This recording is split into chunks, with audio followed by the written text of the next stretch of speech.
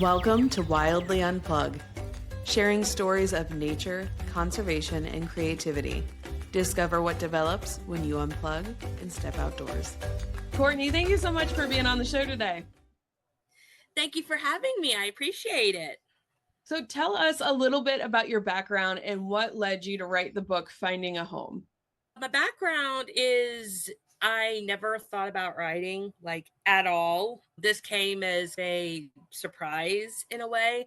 I first wrote a fan fiction, which was inspired by an 80s movie, but I wanted to change it to more of a 50s timeline because I love the 50s.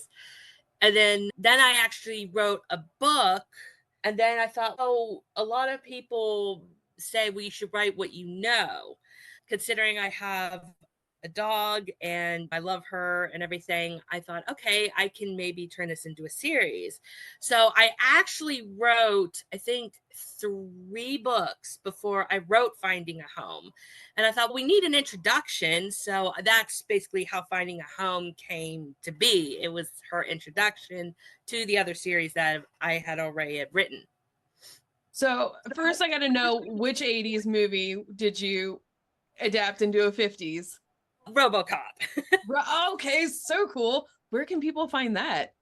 Considering the copyright and everything, that is more or less just for me, but it was my way of using my imagination, so to speak. But I will tell you that basically I took the RoboCop story and made it into a father-daughter relationship in the 1950s.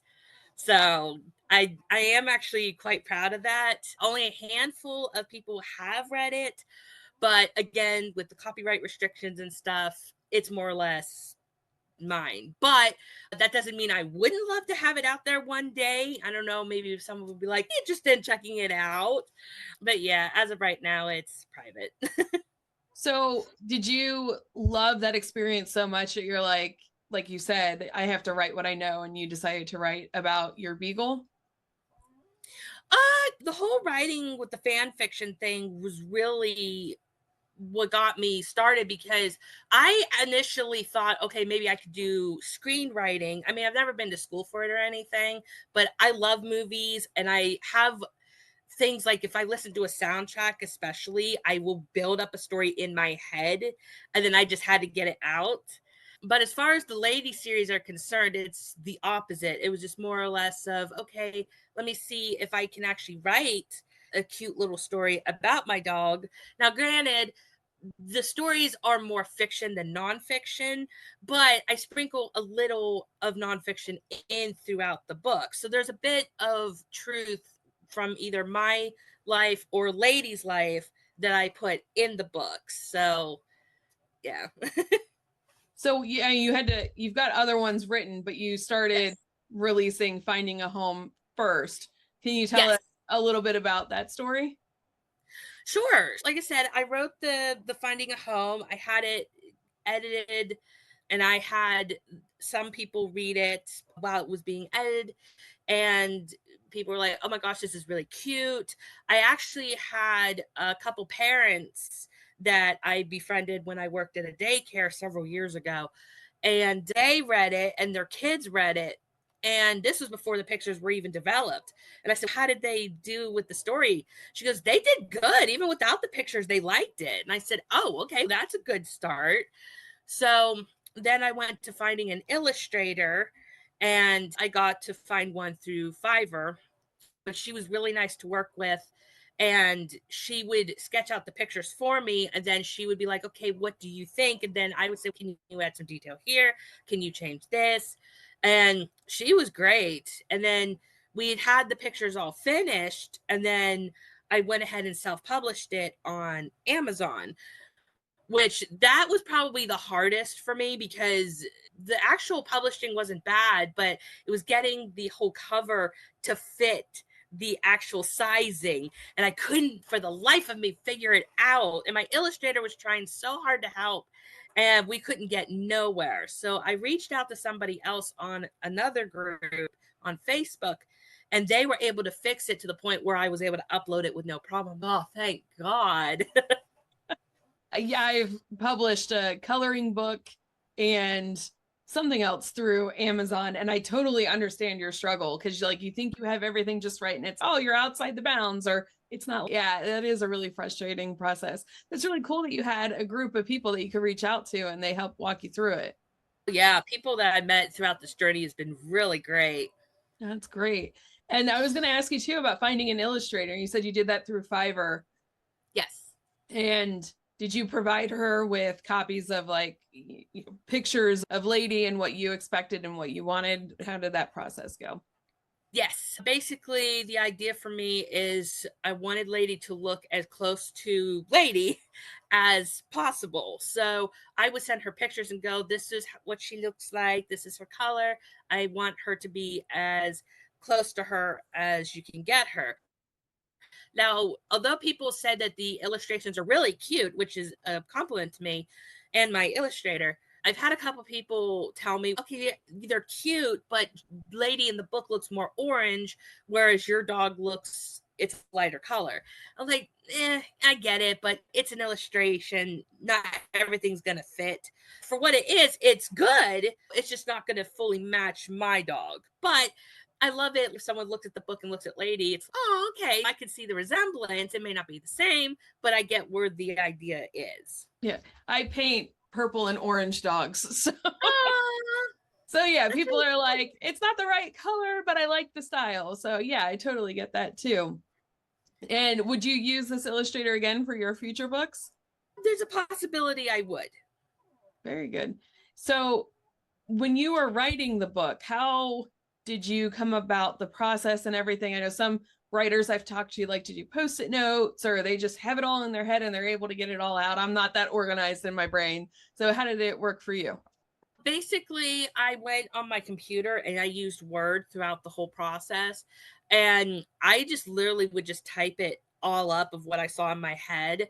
Originally, though, this was not her original introduction. This was a second draft. The first version of us meeting Lady, I had an idea of Lady as a puppy being in a dog kennel, and Penny, the little girl in the story, and her family want to look for a puppy, and they end up going to see her there. But I thought that kind of sounds a little bit more depressing. Plus, she's a puppy. 9 times out of 10, people will buy puppies when they're available, not in a kennel. So I wanted it to be a little bit more lighthearted. The story, there's some sad moments where Lady is not feeling welcomed before she finds her home, but the story overall is a pretty positive, happy one. So that's where I wanted the story to remain.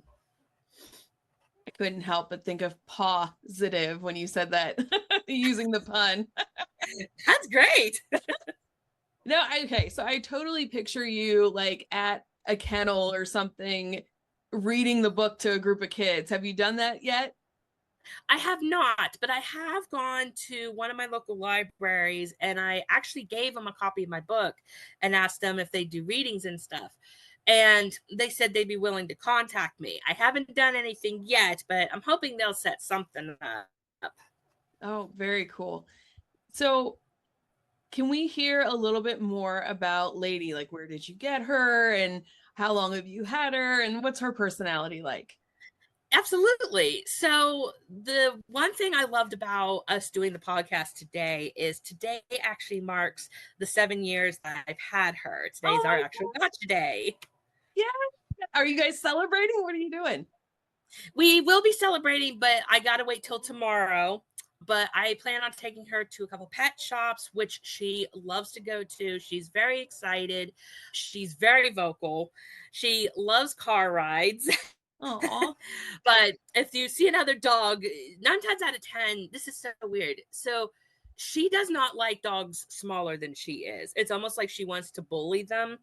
But if it's a bigger dog, she gets defensive or scared. I actually saw this firsthand when I took her, oh my gosh, about maybe 5 years ago to a park up in Chambersburg, which, by the way, amazing. They actually had two different parks fenced in, divided.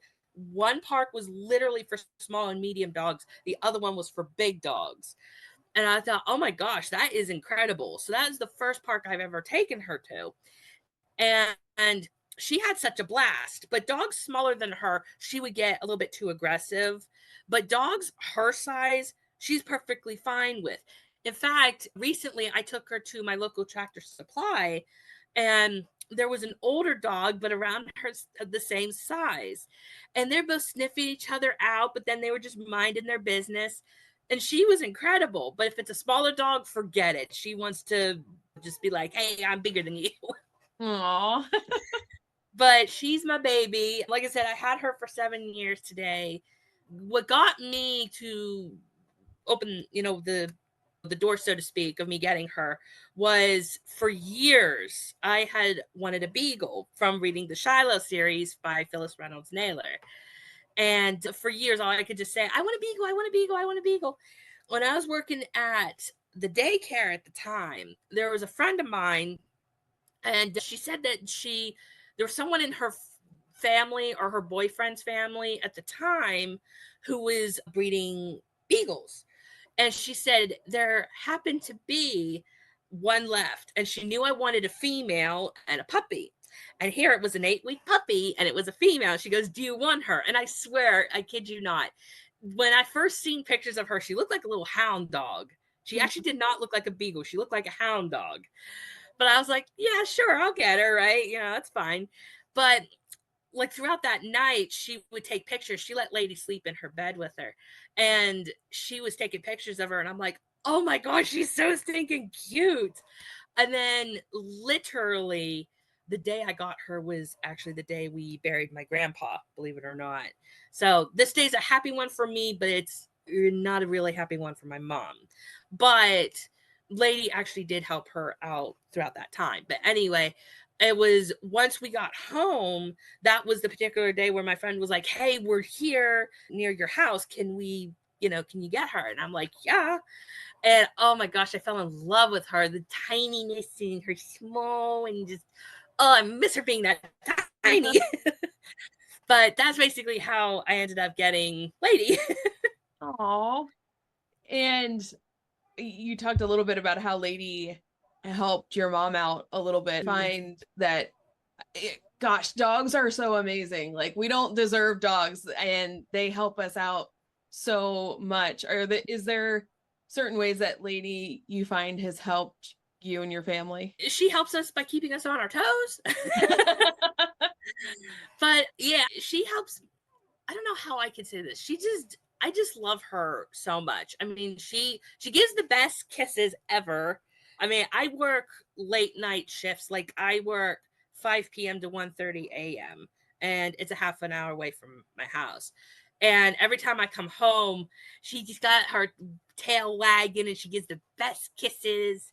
Aww. And I love her cuddles too. She's such a great cuddler. And I especially appreciate it whenever I'm sick. I can feel that she can tell when I'm sick, because all she wants to do is cuddle with me, and that makes me feel good. Yeah, I guess that is how I can say that she helps me out. All she does with my family is just drive them nuts, but they love her. Yeah, I've got a little Chihuahua, and she drives my husband and my son absolutely nuts. But when we first moved to this house a couple years ago, our husky was really nervous and we couldn't leave her home alone. So we had to take her to restaurants and to different shops and stuff with us to help make her feel comfortable. I think she thought maybe we were going to abandon her or something. It was the first big move of her entire life, and she's 12 years old. But it is so nice having a neighborhood where you can take your dog to different places. Like you talked about Tractor Supply and things like that. Do you have any tips and tricks for people when you're traveling with your dog and visiting certain places? Oh boy, traveling. Oh boy, tips and tricks. I'd say if your dog is loud to the point where it's almost kind of stress inducing for yourself, take them off to another part. If I take her to one of our local dog treat businesses.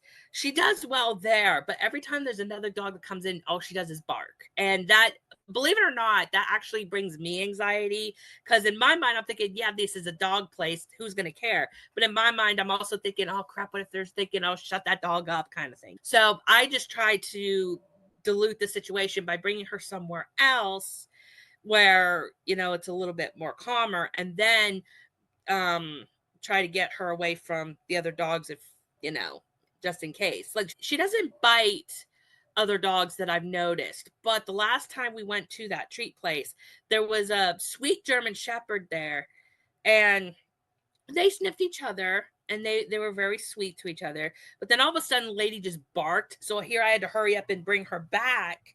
But of course, I was like, she didn't bite her. But of course, I looked at the owner. I said, she didn't bite her, did she? And she said, no, she's good. I said, okay. And I'm like, let's go. So yeah, bringing her out in public can be stress inducing, but I do bringing her to parks. She does better in open areas in parks where she's able to sniff around a little bit more and do a little bit more exercising. Tractor Supply too, she does better at, probably because it's a bigger store. But yeah, I'm just saying, if you like to bring your dog out in public, but they bring some stress out, I'd say dilute the situation as much as you can. That's good advice. Does she have a favorite, oh gosh, park that she likes to go to, or toy or anything like that? Oh boy. The only park that we really have, it's local, but we don't go there very often, but she does like to go there. Favorite toy though. Yeah, she likes her squeaky balls. She likes her squeaky balls, and she loves bones with peanut butter in it. Actually, what's funny is if I get her one of those kind of bones, she'll lick the peanut butter out and then she'll leave the bone. I'm like, what are you doing? Dogs are so funny. She is. I know you're not supposed to feed your dog people food. If my vet's listening, I'm sorry. Just hide your ears or mute it. But I'll try and give my husky like a tortilla chip, and she won't take it. But if I put cheese on it, then she'll eat the whole thing. I'm like, you are such a brat. Like, she'll gently hold that tortilla chip that doesn't have any cheese, and she'll set it on the ground. And I'm like, you are such a brat, but I love her. Dogs are so cool. I'm trying to think. Do you find that your dog gets you to go outside more? Kind of. When it's really hot, I don't bother taking her out, especially within the past few weeks. Not recently, but a couple months ago when we were getting like late 80s, 90-degree weather. Forget it. But with this fall weather starting to come in, I do take her out a little bit more. And she loves walks. All I gotta say to her is, you ain't go for walkies? And she looks at me and her tail starts wagging and she gets all excited. Even just walking around the house, she's perfectly content with. Do you have more books in the works for Lady and more adventures for her? I do. I think I have about 5 other ones written, believe it or not. So I have to edit them. But I basically took a break after this one because this one wiped me out.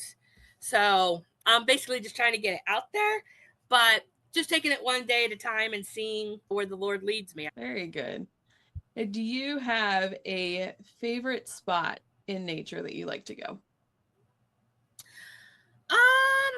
Somewhere local, I would say we have a place. It's called Canoe Creek, and literally it's like a lake where people do things at, but there's a lot of trees there. There's a lot of areas that make me think, believe it or not, it's actually another area that makes me think of films. Like, I did a short for my social medias, and there was portions where it was given off of Vertigo by Hitchcock. And there was one portion that has 2 lanes. It's grassy, but it's 2 lanes. And of course, I'm thinking The Wizard of Oz, because I'm thinking of that part where Dorothy's, which way do we go? And we meet the Scarecrow. But there's also like these big like stones that looks like tunnels. It's all in a row there. It's just, that looks really nice. And that would be the local place that would make me appreciate everything around me, so to speak. But if you're looking for, like, if I ever traveled and stuff, I would say Niagara Falls. I went to Niagara Falls once a few years ago, and you hear of Niagara, you see it on TV or whatever, but it is nothing compared to seeing it in person. It's just, it was incredible. We took my son 2 years ago for his birthday, and he every day, not every day, that's an exaggeration. I will say though, there are a couple times in a month where I think about Niagara Falls all the time, Mom. That was the best trip ever. And we did the zip line and we did Maid of the Mist. Did you get a chance to do Maid of the Mist? Yes, that was amazing. It was almost like when you're at the bottom of that waterfall looking at all that water at the Horseshoe Falls, it's almost like being in another world. I can't even think of what to compare it to in a movie, because I'm thinking of, I don't know, fairies on the other side or something like that. It would seem like something out of this world. Not to mention the rainbows that come out during that time. Yes. Oh, beautiful. Absolutely. There's just something about the waterfall that is just hypnotizing. Did you find that too? Yes. I don't know. I just absolutely loved it. I love water to begin with. But even before we got to the falls and we were just looking around and you could see just the water and the waves and stuff, that alone was incredible. I don't travel very often, but funny story, when I did go there, I took like thousands of pictures. And the people I went with at the time, their parents was looking at my pictures once we all got home. And I guess the girl's dad was like, boy, she took a ton of pictures. I'm like, never traveled before, so I take everything. And it was incredible. Maybe it'll inspire Lady going to Niagara Falls. That would be an interesting story. I think so. Yeah, you talked a little bit about movies and you did a short. Do you see that in your future, like doing film shorts and things like that? I'd like to. I consider myself more of a movie buff than a book buff, believe it or not. I've seen a ton of movies. In fact, what's funny to me is I try to up my count on the older films because those are the ones I gravitate to. So I actually just made it to 200 movies in my 1960 countdown. So I always try to get like the same amount throughout the older films. But yeah, I love talking about movies. In fact, I did a podcast last week where I talked about my favorite movie, The Wizard of Oz. But just, I don't know, even as a kid, like some movies that I grew up with had certain makings from the VHS tapes, and those always fascinated me as a kid. I never found them to be boring, like, at all. And I love doing research on films. I love making shorts and stuff and then finding older songs to add them to. And I do run a YouTube where I review older movies. So I do love it. So hopefully it will be something that will be worked in. Very cool. I can see a lady traveling in time or seeing different movies. That could be cool too. Yeah, I literally have a vision right now. I haven't done it yet, but whenever I do Lady and the Tramp, which I named Lady the way she did because I love old-fashioned names. So I thought I'd name Lady after Lady and the Tramp. And I literally have this vision. Once I reviewed the movie, I want her to sit in my seat and then I'm going to record her like she's the one reviewing it. And then I'll just end up cutting in later. Oh, that is cute. I like that idea. Okay, I love Wizard of Oz, and I see the poster and the ruby slippers behind you there. What is it about Wizard of Oz that you love? Because that was like one of my childhood favorites too. Oh gosh, I don't know. It's just one that I connected to as a kid. It's really funny because I never got scared of that movie. I have a couple people that I work with that I don't like that movie or the movie scared me. But as a kid, that movie never scared me. And it was always something that was incorporated in my life in one way, shape, or form. So, for example, to this day, even when I'm sick, it's my go-to movie. It was my comfort movie. There was a point where I was in the hospital for a little bit, and they allowed my parents to bring VHS tapes for me to watch. And of course, I said, give me The Wizard of Oz. So I watched that multiple times while I was there. And I actually got to see it on the big screen this year in January. Oh my gosh, that was amazing. I bet that was really cool. Do It you was. follow any of the conspiracies or anything with Wizard? Not really. No, okay. I think a lot of them are far-fetched and a lot of them have been debunked. So I'm just like, nah, okay. No.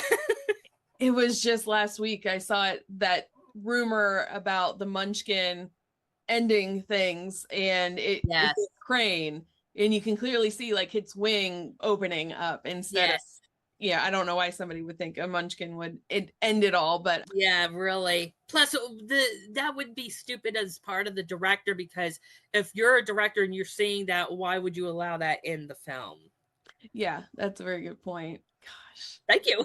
Do you like any of the prequels or sequels to Wizard of Oz too? Yes, I love Return to Oz. I think Return to Oz is by far the best Oz movie after the 1939 Wizard of Oz. That's the one I also gravitate to.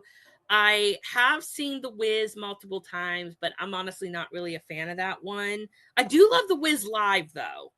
That one I do. As far as the Wiz movie, the only thing I really enjoyed about that movie was Michael Jackson as the Scarecrow. Right? I just thought he was absolutely adorable.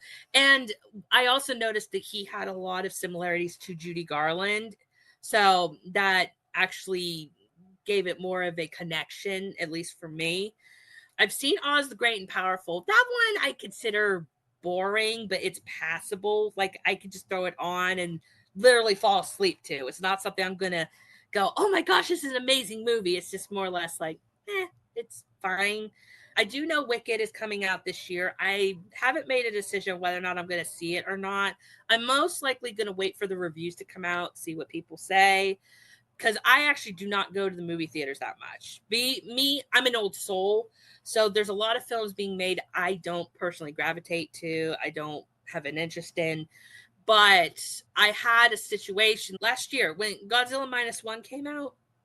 Was that last year? Sounds right, but the last 4 years have all been a giant blur. So I like Godzilla enough, but not enough where I'm going to see movies in the theaters.